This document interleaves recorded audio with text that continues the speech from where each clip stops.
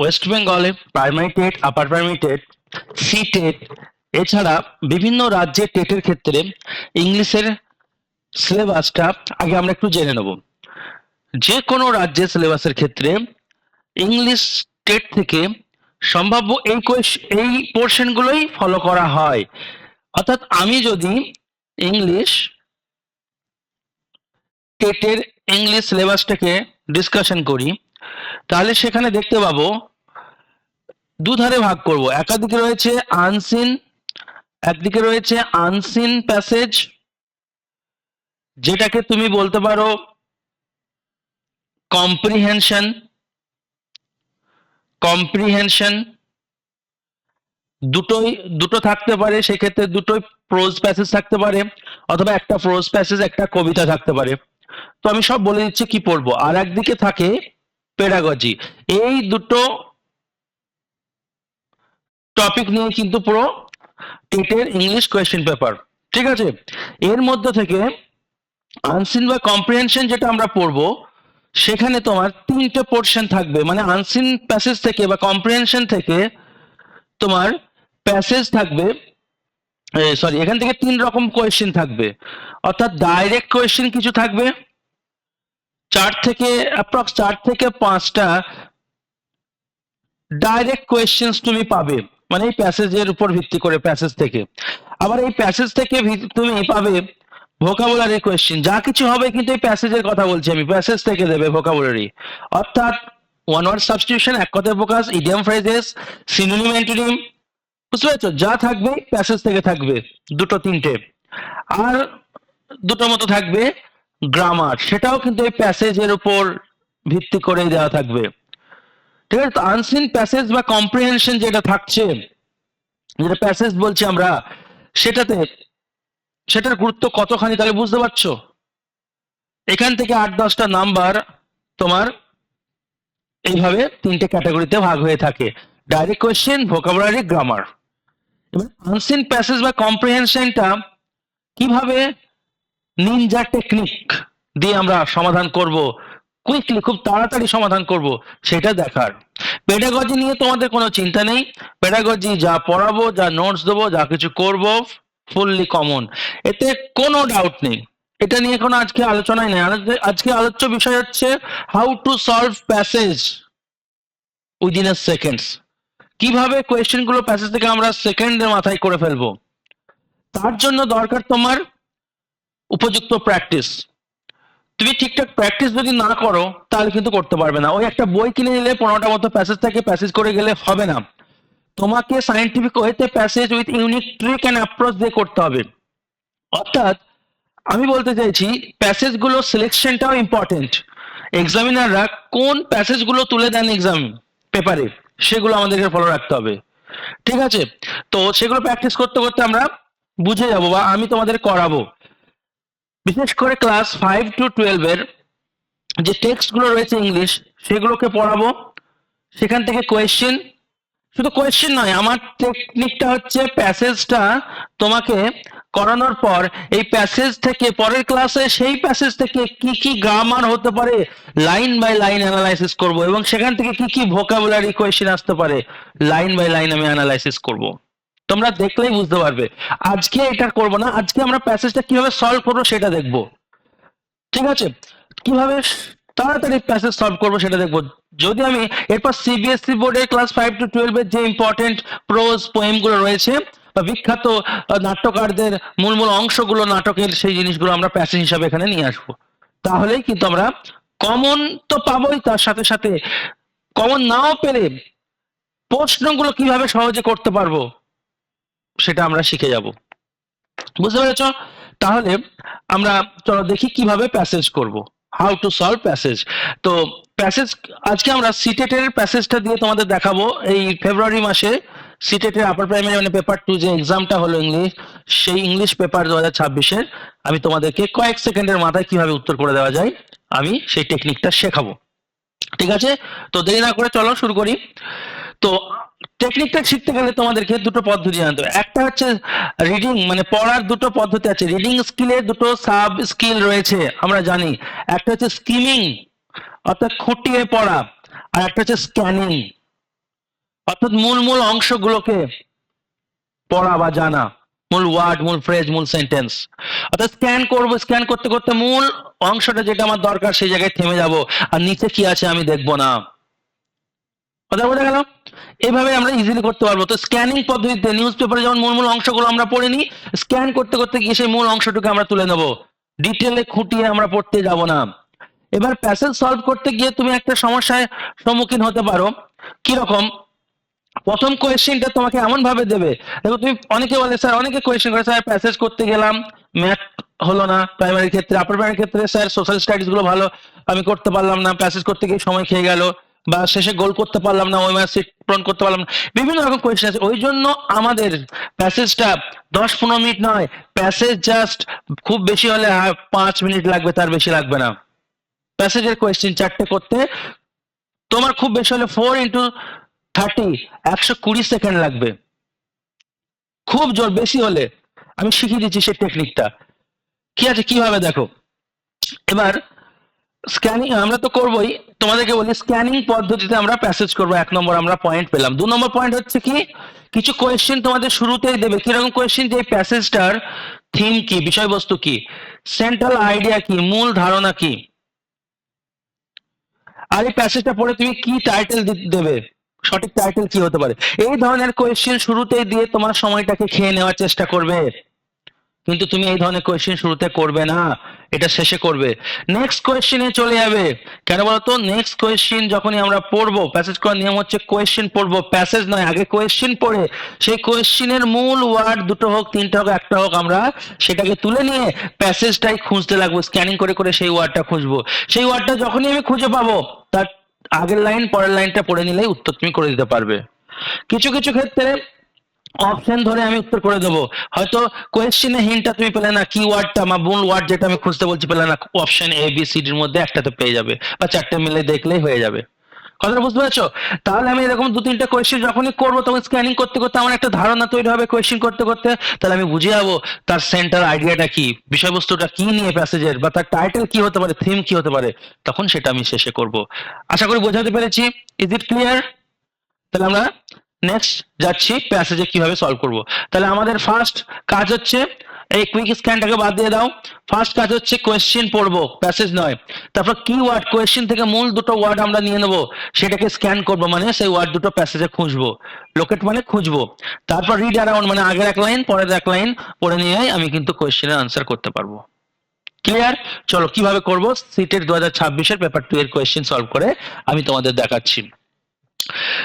তো এটা হচ্ছে একটা প্যাসেজ, এই প্যাসেজটা পড়ে তুমি যদি করতে যাও, এই প্যাসেজটা এসেছে এক্সামে, তা তুমি যদি পড়তে যাও, এখানে তো মানে বুঝতে গেলে 10 মিনিট লেগে যাবে তোমার। তুমি কেন 10টা মিনিট নষ্ট করবে? টাইম ইজ খুব ইম্পর্টেন্ট, তুমি তো জানো যে টাইম কতটা গুরুত্বপূর্ণ এক্সাম হলে। তাহলে আমরা এখানে শুরু করি কোয়েশ্চেন। শুরুতে কিছু গ্রামারের কোয়েশ্চেন আছে, গ্রামারটা পরে করছি। প্যাসেজ থেকে গ্রামার আছে, ভোকাবুলারি আছে, আমরা ডাইরেক্ট প্যাসেজের কোয়েশ্চেন করছি আগে, ঠিক আছে? Sorry sorry sorry. তো দেখো কোয়েশ্চেন নাম্বার 1, এটা 1 ধরে নাও, এখান থেকে কোয়েশ্চেন শুরু, নাম্বারিং আলাদা করা আছে। The flamingos are not, question পড়বো, প্যাসেজ নয়। The flamingos are not ordinary visitors, ফ্লামিঙ্গোসরা অর্ডিনারি ভিজিটার্স নয়, টু কাচ, কাছে। তো আমরা মেন ওয়ার্ড এখানে হচ্ছে অর্ডিনারি ভিজিটার, তুমি নিজেই বুঝতে পারবে কোনটা হতে পারে। ফ্লামিঙ্গোস খুঁজবো, অর্ডিনারি ভিজিটার, এই 3টে ওয়ার্ড খুঁজবো। স্ক্যান করতে করতে গিয়ে যেখানে পাবো দাঁড়িয়ে যাবো। দেখো কি হবে। লেজেন্ড, চলো চটচট করে মনে মনে স্ক্যান করো, আর ওই ওয়ার্ড গুলো মাথায় থাকবে। Legend tell you that flamingos are not ordinary visitor, এরকম। অর্ডিনারি ভিজিটার পেয়ে গেলাম, প্রথমেই পেয়ে গেলে তো আরো ভালো, আমার তো তাড়াতাড়ি হয়ে যাবে প্রথম কোয়েশ্চেনটাই। অর্ডিনারি ভিজিটার টু কাচ, একটু পরের লাইনটা পড়ে নাও। They were the honoured guest, এবার একটু আসতে পড়বা, কারণ আমি কাছাকাছি উত্তর চলে এসেছি। They were the honoured guest of king Lakho and he had forbidden the hunting of flamingos. বেশ, চলো দেখো কি বলেছে। Flamingos are not ordinary visitors to the Kutch as, কারণ কি? they have medical value, they have been the honored guest of king লাখো, এই যে এটাই তো পড়লাম, honored guest of লাখো, এই তো পেয়ে গেছি। ফ্লামিঙ্গো হচ্ছে একটা পরিযায়ী পাখি, ঠিক আছে? সেই পরিযায়ী পাখি থেকে এই টপিকটা দিয়েছে। পরিযায়ী পাখিটা তোমার দেখতে ঠিক এরকম, এই যে ফ্লামিঙ্গোসটা, বুঝতে পারছো? তো এইভাবে আমাদেরকে কোয়েশ্চেন করতে হবে। কত তাড়াতাড়ি হয়ে গেল, 30 সেকেন্ডের মধ্যে হয়ে যাবে। নেক্সট কোয়েশ্চেন চলো, এটা তো শুরুতেই পেয়ে গেলাম। নেক্সট কোয়েশ্চেন দেখো, তাহলে বুঝতে পারবা। এটা আমি তৈরি করিনি, এগুলো সব সিটেটের question. Flamingo city is known, flamingo city পরিচিত ফর ইজ বিউটি, সৌন্দর্যের জন্য, biggest island of the world, hunting ground, বাস এই মূল ওয়ার্ড গুলো পড়বে, হান্টিং গ্রাউন্ড পড়ে নিলাম হয়ে গেল, আর বিগেস্ট ব্রিডিং গ্রাউন্ড, বাস। তাহলে চলো নোন ওয়ার্ডটা আমরা খুঁজবো, চলো চলো পড়ি।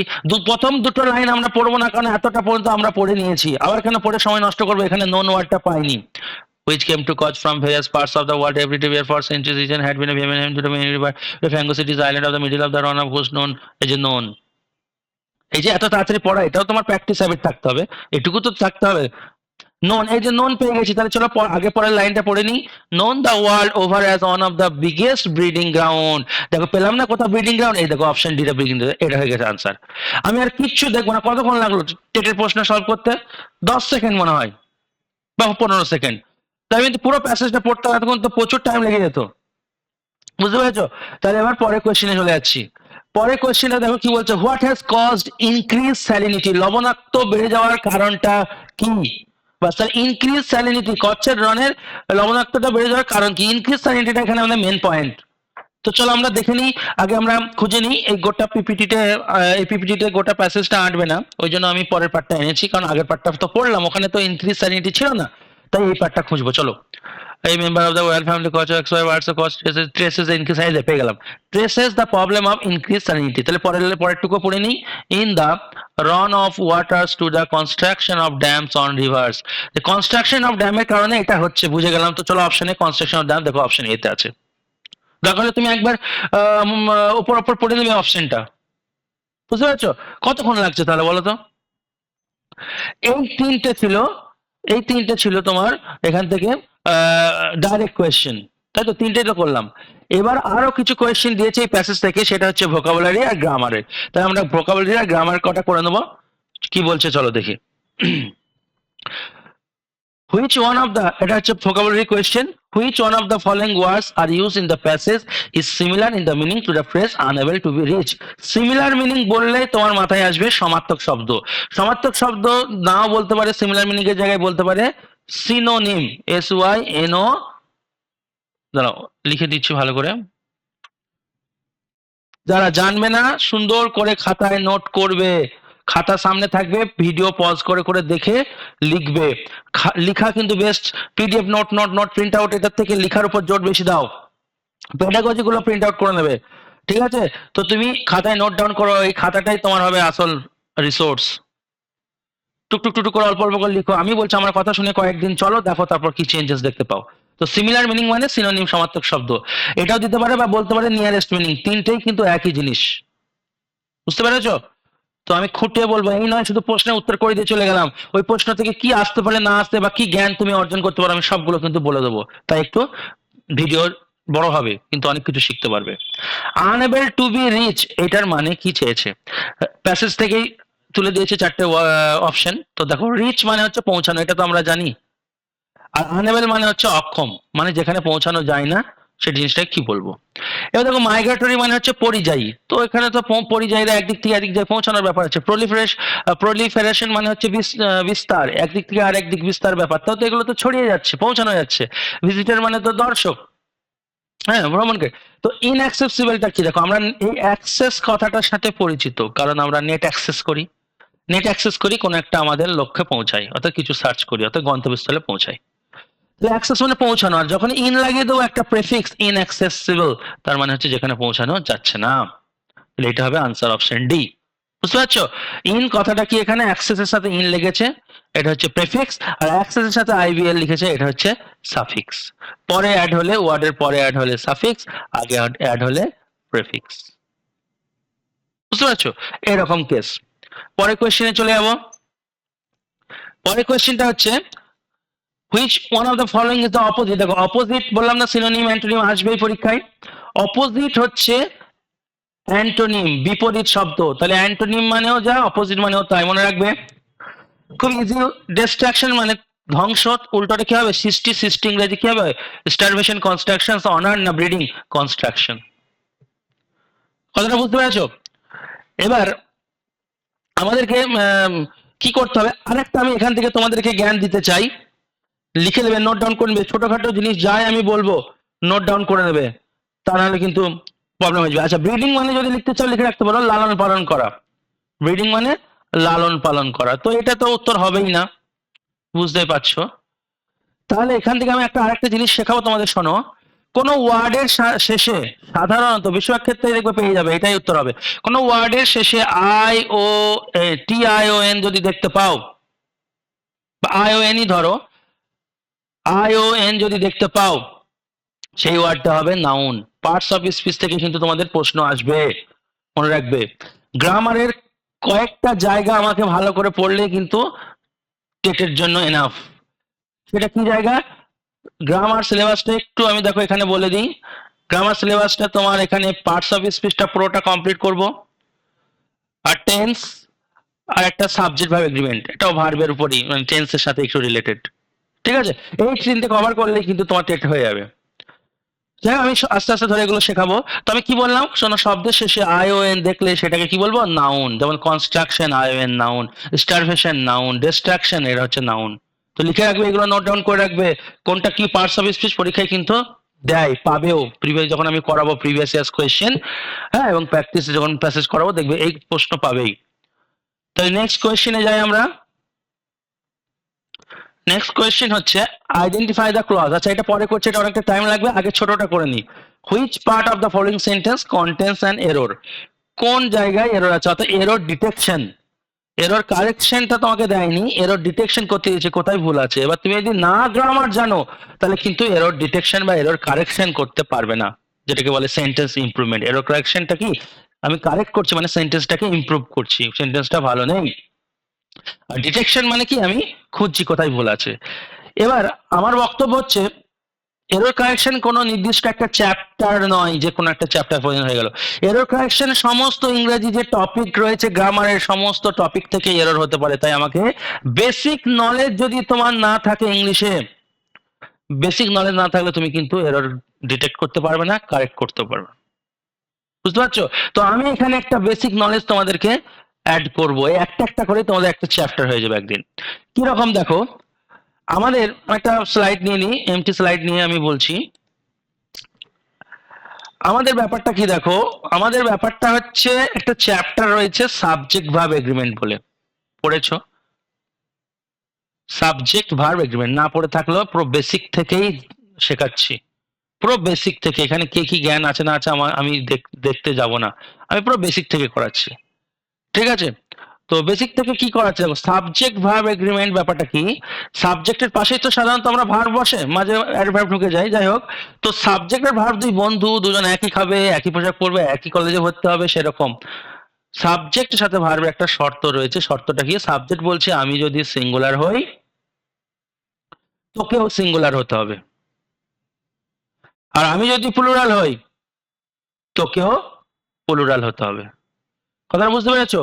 তাহলে আমাদেরকে এখানে জানতে হবে সিঙ্গুলার সাবজেক্ট আর plural subject. Clear? Singular subject আর প্লুরাল সাবজেক্টটা আমাদেরকে জানতে হবে এখানে। সিঙ্গুলার সাবজেক্ট যেটা একটা বোঝাবে, প্লুরাল সাবজেক্ট একের বেশি বোঝাবে। এটা নিয়ে প্রবলেম তোমাদের হবে না। প্রবলেম ভার্বের, স্যার ভার্বেরও সিঙ্গুলার প্লুরাল হয়? হ্যাঁ, আমি লিখে দিচ্ছি, ভার্বেরও সিঙ্গুলার প্লুরাল হয়। ভালো করে দেখো, ভালো করে শোনো। সিঙ্গুলার ভার্ব আর প্লুরাল ভার্ব,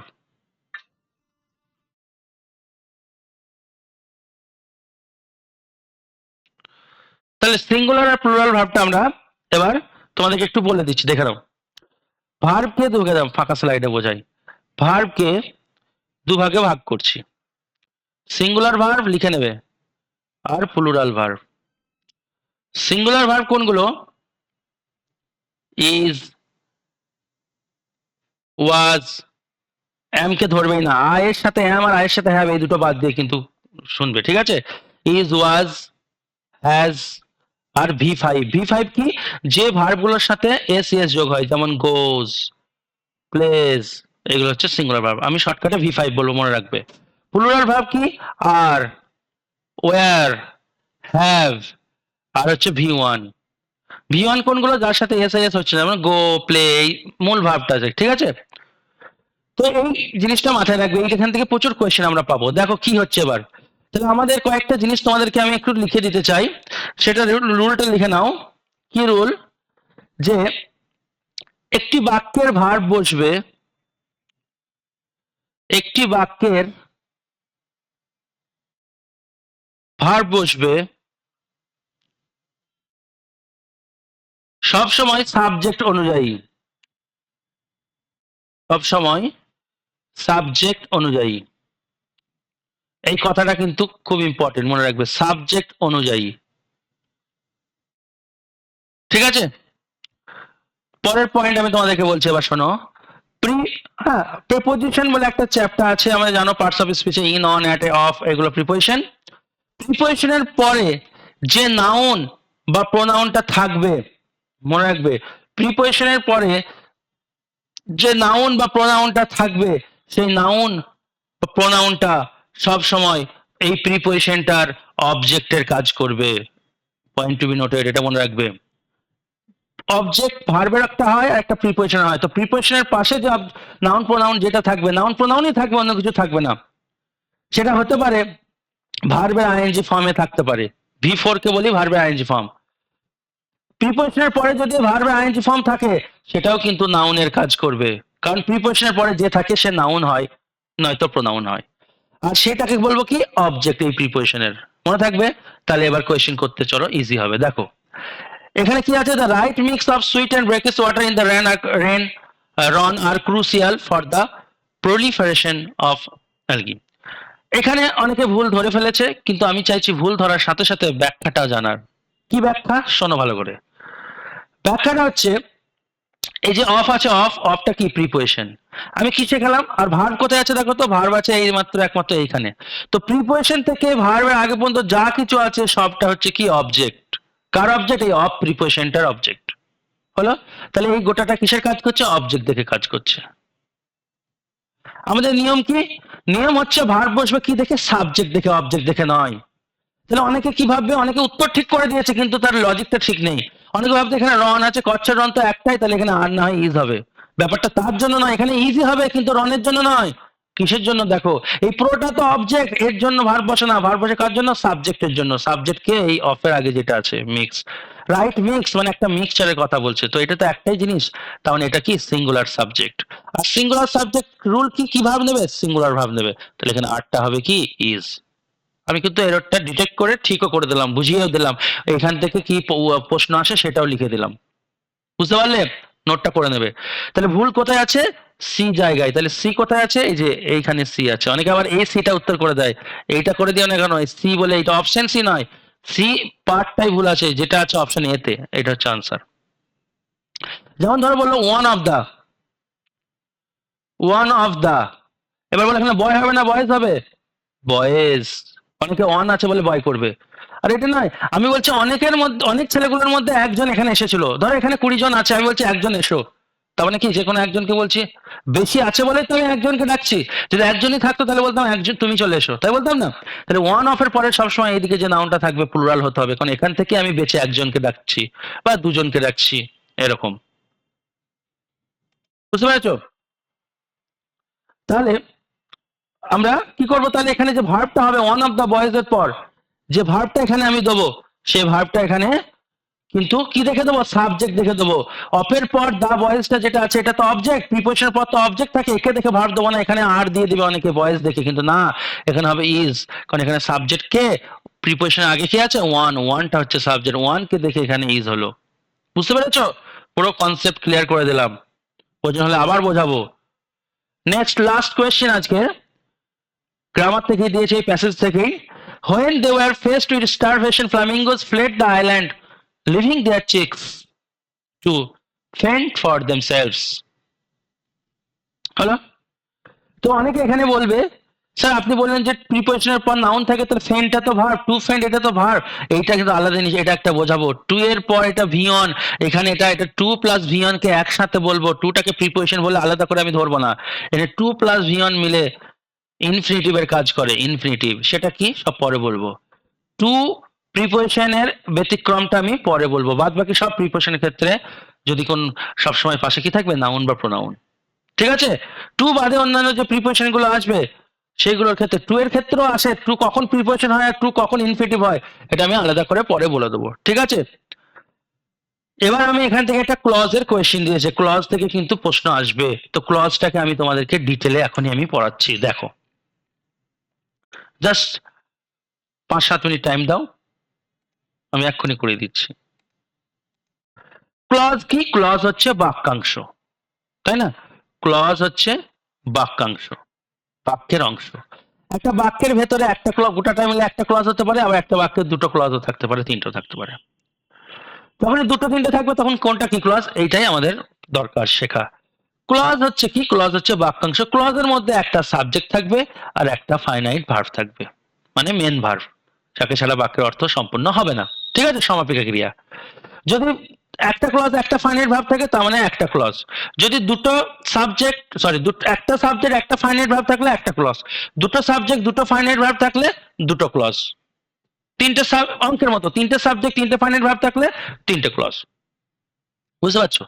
তাহলে এরকম করে, তাহলে আমরা ফাইনাইট ভার্ব গুনলেও হয়ে যাবে, সাবজেক্ট না গুনলেও হবে, মেন ভার্ব গুনলেও তুমি ক্লজ নেবে, একটা হলে একটা ফাইনাইট ভার্ব থাকলে একটা ক্লজ, দুটো ফাইনাইট ভার্ব থাকলে দুটো ক্লজ, এরকম করে। এখন বক্তব্য হচ্ছে এই ক্লজ, ক্লজ কি না? ক্লজ হচ্ছে একাধিক ওয়ার্ড যার মধ্যে একটা সাবজেক্ট এবং একটা ফাইনাইট ভার্ব থাকবে, ঠিক আছে, এটা হচ্ছে ক্লজের ডেফিনিশন। অর্থাৎ ক্লজ হচ্ছে a group of words, a group of words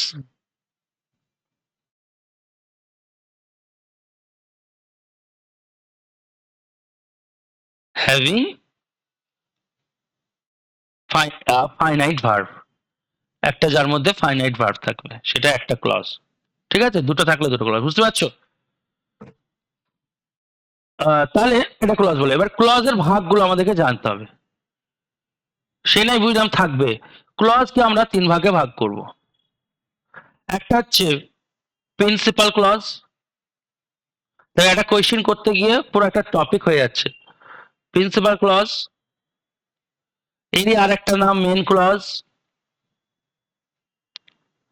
principal মানে প্রধান, তো মেন মানেও তো প্রধান, বুঝতে পারছো? অর দিয়ে লিখছি অর।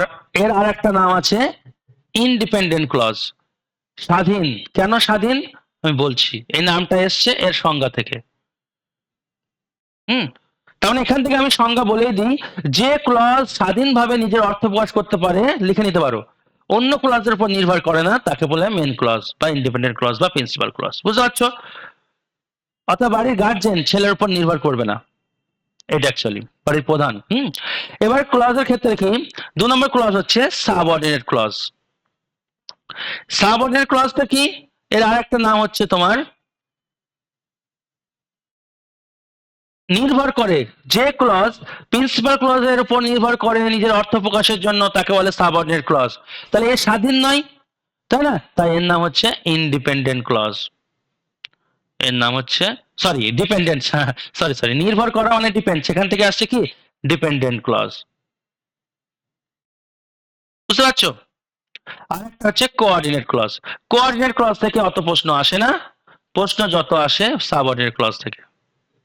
তো এই সাবঅর্ডিনেট ক্লজটা আমরা এবার আলাদা করে পরের স্লাইডে ডিটেলে বুঝবো। সাবঅর্ডিনেট তোমরা খাতায় লিখলে ওইখানেই করো, সাবঅর্ডিনেট ক্লজের 3টে হাত বানাও। সাবঅর্ডিনেট ক্লজের 3টে হাত বানাবে, মানে 3 ভাগে ভাগ করা যায়, সাবঅর্ডিনেট ক্লজকে ভাগ করা হয়। সাবঅর্ডিনেট বা ডিপেন্ডেন্ট ক্লজকে আমরা 3 ভাগে ভাগ করব, ঠিক আছে। একটা হচ্ছে তোমার নাউন ক্লজ, যার নাম, আরেকটা নাম হচ্ছে নমিনাল ক্লজ,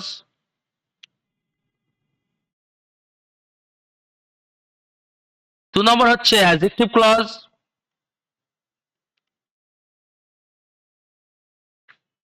বা আরেকটা নাম হচ্ছে রিলেটিভ ক্লজ, 3 নম্বর হচ্ছে অ্যাডভার্বিয়াল ক্লজ। দেখো এগুলো সে ডেফিনেশন আমি বলেছি, নাউন ক্লজ মানে কি, যখন সাবঅর্ডিনেট ক্লজটি নাউনের কাজ করবে তখন তাকে বলবো নাউন ক্লজ, যখন সাবঅর্ডিনেট ক্লজটি অ্যাডজেক্টিভের কাজ করবে তাকে বলবো অ্যাডজেক্টিভ ক্লজ, যখন অ্যাডভার্বের কাজ করবে অ্যাডভার্বের ক্লজ। বুঝতে পেরেছো? তাহলে স্যার সাবঅর্ডিনেট ক্লজটা কি আগে আমাকে একটু বুঝিয়ে দিন, তবে তো আমি নাউন নাকি পরে বলবো। অবশ্যই, চলো বুঝে নাও। সাবঅর্ডিনেট ক্লজটা আমরা একটু বুঝে নেবো। যে উদাহরণটা আছে সেই উদাহরণটা দিয়েই আমি বুঝবো যেটা পরীক্ষায় এসেছে। কি এসেছে? এই যে এইটা, চলো দেখো কি বলছে। সাবঅর্ডিনেট ক্লজটা মনে রাখবে, আমি একবার কৌশলটা বলে দিচ্ছি। আগে আমি ব্যাখ্যাটা বলি, তারপর কৌশল বলছি। ব্যাখ্যা হচ্ছে কি, এখানে দুটো ক্লজ আছে, কেন বলতো? দে আর ওয়্যার, এটা একটা সাবজেক্ট, এটা একটা মেন ভার্ব, দে ওয়্যার ফেসটা। তো এটা একটা ক্লজ তৈরি করেছে, এদিকে ফ্লেট ভার্ব, এটা একটা মেন ভার্ব, ফ্লামিঙ্গো সাবজেক্ট, এটা একটা ক্লজ তৈরি করেছে। দুই দিকে দুটো ক্লজ আছে, কোনটা কি ক্লজ এবার আমরা জেনে নেবো। যেটা আন্ডারলাইন করা আছে সেটা তুমি শুধু পড়ো, যেটুকু আন্ডারলাইন করা আছে সেটুকু শুধু পড়ো। বলছে when they were faced with starvation, যখন তারা অভুক্ত থাকে, তখন তারা খেতে পায় না। এইটুকু বলে কি বাক্যটা সম্পূর্ণ হলো? আমি তোমাকে এসে বললাম, আমি যদি আসি, তুমি তখন বলবে স্যার তারপর কি বলুন, তাহলে কি হবে বলুন, তাই বলবে তো? এটা তো সম্পূর্ণ নয়। তাহলে when they were faced with starvation, এইটুকু তো সম্পূর্ণ নয়, বাক্য নয়, অর্থাৎ এই স্বাধীনভাবে অর্থ দিতে পারছে না। তার মানে এই হচ্ছে কি ক্লজ? Subordinate clause. ক্লিয়ার? এই হচ্ছে সাবঅর্ডিনেট ক্লজ। বাকি যে ক্লজটা থাকবে সেটা হবে প্রিন্সিপাল ক্লজ, কারণ একটা বাক্যে দুটো ক্লজ থাকলে একটা প্রিন্সিপাল ক্লজ মাস্ট থাকতেই হবে। বুঝতে পারছো? তার মানে এটা প্রিন্সিপাল ক্লজ। আর একটাই যদি ক্লজ থাকে সেটা হবে প্রিন্সিপাল ক্লজ, আর সাবঅর্ডিনেট খোঁজার কোনো দরকারই নেই। একটা বাক্যে একটাই ক্লজ থাকলে সেটা হবে কি, একটা বাক্যে একটাই যদি ক্লজ থাকে সেটা হবে মেন ক্লজ বা প্রিন্সিপাল ক্লজ। দুটো ক্লজ থাকলে একটা মেন ক্লজ আর একটা সাবঅর্ডিনেট ক্লজ। বুঝতে পারছো? এরকম। তাহলে flamingos fled the island leaving their chicks to fend for themselves, ফ্ল্যামিঙ্গোরা আইল্যান্ড ছেড়ে চলে যায়। তো দেখো এটা তো অর্থ প্রকাশ করতে পারছে, তাহলে এটা মেন, কারোর উপর নির্ভর করছে না, এটা মেন ক্লজ। বুঝতে পেরেছো? এবার কৌশলটা, সাবঅর্ডিনেট ক্লজ বোঝার কৌশলটা শেখো। কৌশলটা হচ্ছে, শোনো, কিছু লিঙ্কার, যেমন when, what, how, if, unless, ঠিক আছে, প্রোভাইডেড, দ্যাট, প্রোভাইডেড। বুঝতে পেরেছো? এই জিনিসগুলো দিয়ে কোনো ক্লজ শুরু হলে তোমার সেই ক্লজটা একদম 100% সাবঅর্ডিনেট ক্লজ। তো এখানে দেখো হোয়েন দিয়ে শুরু হয়েছে, তাহলে এটা কি ক্লজ? Subordinate clause. ক্লিয়ার? এবার আমাকে তো শুধু সাবঅর্ডিনেট ক্লজ চাই না, আমাকে চেয়েছে তার ভেতরের অংশটা, মানে তার তিনটে ভাগের মধ্যে এটা কি ক্লজ। দেখো এটা তো প্রিন্সিপাল ক্লজ নয়, তাই অপশন বি আগে কেটে দিলাম। এটা নাউন ক্লজ না অ্যাডজেক্টিভ না অ্যাডভার্ব। তাহলে চলো এবার আমরা শিখি যে নাউন না অ্যাডজেক্টিভ না অ্যাডভার্ব কিভাবে শিখবো সাবঅর্ডিনেট ক্লজটা। চলো দেখে নিই। কোনো ব্যাপার না, ইজি। যখন নাউন ক্লজটা, সরি, যখন সাবঅর্ডিনেট ক্লজটা নাউনের কাজ করবে তাকে বলবো নাউন ক্লজ, অ্যাডজেক্টিভের কাজ করলে তাকে বলবো অ্যাডজেক্টিভ ক্লজ, অ্যাডভার্বের কাজ করলে অ্যাডভার্ব ক্লজ। এবার তুমি যদি নাই জানো নাউন কি, অ্যাডজেক্টিভ কি, অ্যাডভার্ব কি, তাহলে তোমার পক্ষে কঠিন হয়ে যাবে। আমি আজকে শুধু একটা পোর্শন শেখাচ্ছি, নাহলে ভিডিও বড় হয়ে যাবে। অ্যাডভার্বিয়াল ক্লজটা কালকে শুনে নাও, পরে আবার যখন প্রশ্ন পাবো এই দুটো শিখে নেবো, ঠিক আছে? আর গ্রামার তো যখন করাবো তখন পেয়ে যাবে, নোটসে দিয়ে দেবো। অ্যাডভার্বিয়াল ক্লজ কি খুব ইজিলি 30 সেকেন্ডে বুঝে নেবে। আগে তুমি সাবঅর্ডিনেট ক্লজটা বের করে নিয়েছো। অ্যাডভার্বিয়াল ক্লজ কি? কোন কাজ, ভালো করে বুঝে নেবে, কোন কাজ কখন হচ্ছে, মানে হোয়েন মানে কখন হচ্ছে, হোয়ার মানে কোথায় হচ্ছে, হাউ মানে কিভাবে হচ্ছে, হোয়াই মানে কেন হচ্ছে, হাউ লং কতক্ষণ ধরে হচ্ছে, বুঝতে পারছো, হাউ অফেন কতবার হচ্ছে। এই উত্তরগুলো যদি তুমি পেয়ে যাও কোনো ভার্বকে প্রশ্ন করে, যদি এই উত্তরগুলো পেয়ে যাও, তাহলে সেই উত্তরটাকে বলা হয় অ্যাডভার্ব। বুঝতে পেরেছো?